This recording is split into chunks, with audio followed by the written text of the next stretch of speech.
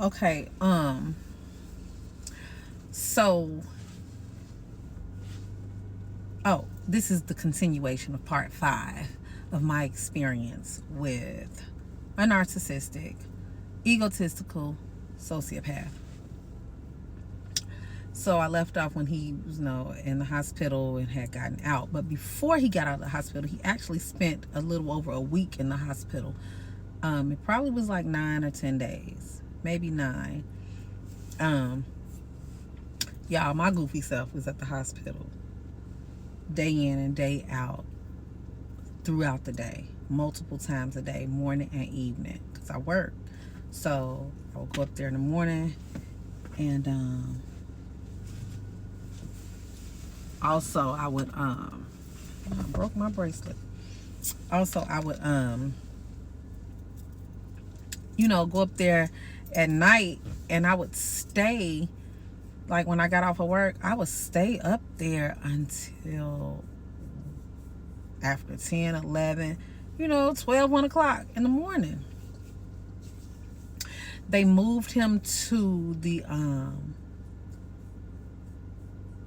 rehabilitation floor because they had him walking with a walker because his balance was off due to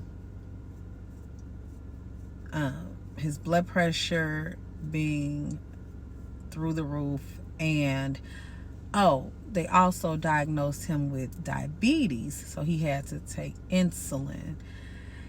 So they were showing him how to do the shots and all of these things for when he was discharged. But before he was discharged from the hospital, he was discharged from that particular floor to the rehab floor. So he was discharged and then readmitted on a floor or two beneath where he was. So he was there for a little while. Y'all, when it was time for him to leave, now I don't know if this is the usual thing to do. I've only seen people like ring the bell, when they complete cancer treatment, and they like completed their treatment for cancer and they've been healed. I didn't know you ring a bell after rehab. Now, again, I don't know this, but there is a bell out there, so I guess you do. But anyway, he ringing the bell like he can beat cancer. Cling-a-ling-a-ling-a-ling-a-ling-a-ling-a-ling. Talking about record. Record me ringing the bell. My goofy self standing there with the phone.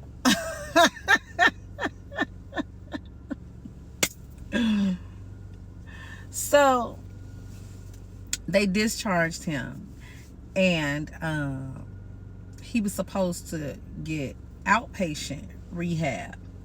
Y'all, this man didn't go to one physical therapy session. Every time it was scheduled, they called me and I called him. I'm like, why aren't you at therapy? I don't even remember the lies he told as to why he wasn't there. I don't remember, but he didn't go. He wasn't taking his medicine like he was supposed to either. So after so long, I stopped worrying about it because, that's your health. I can't care more than you do. So we had got the little pill box thingy. Well, he had gotten it. Well, he said he got it. I don't know where he got it from. He may have stolen it. I don't know. I don't put nothing past him, but he had a pill box. And I, organized his medications for him.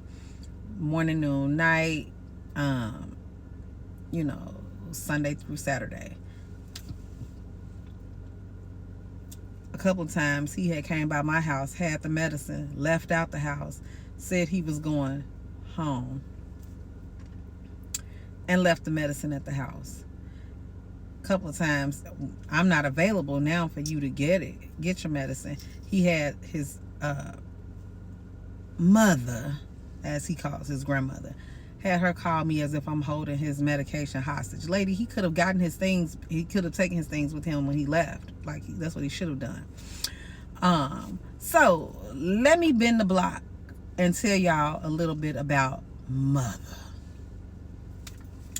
She is allegedly, as he says, she allegedly adopted him after he was born from her daughter, his biological mother.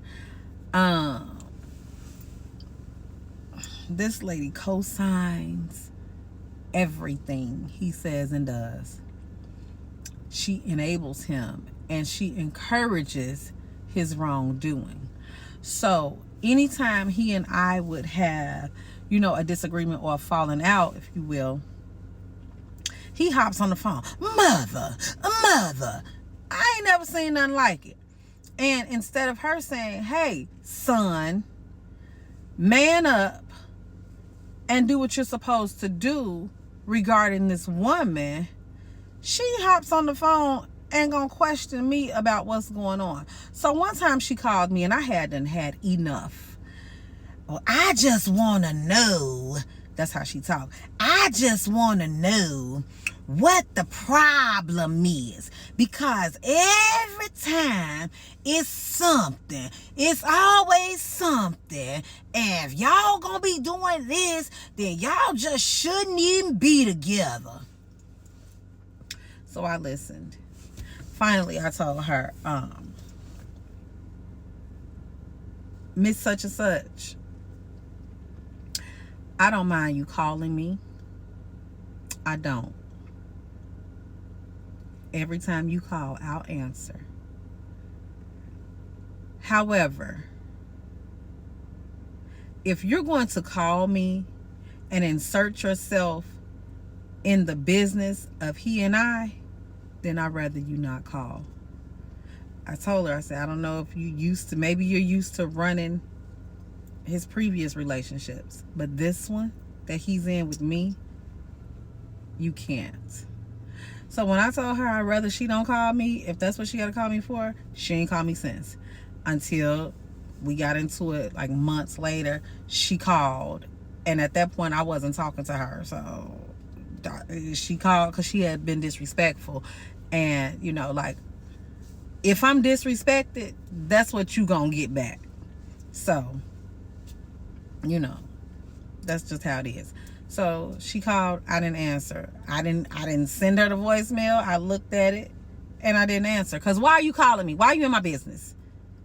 Mind your business. Worry about that man that you over there with. Okay? That ain't your husband. Worry about him. Don't worry about what's going on this way. Okay? Because this one, he ain't your husband either. So why you in his business? So yeah, I mean, she's just as messy as he is, and just as crooked as he is, and just as evil and low down as he is. In fact, he probably learned from her. Okay, he said that's who raised him, and I swear he acts like an old woman. I mean, he acts just like an old woman.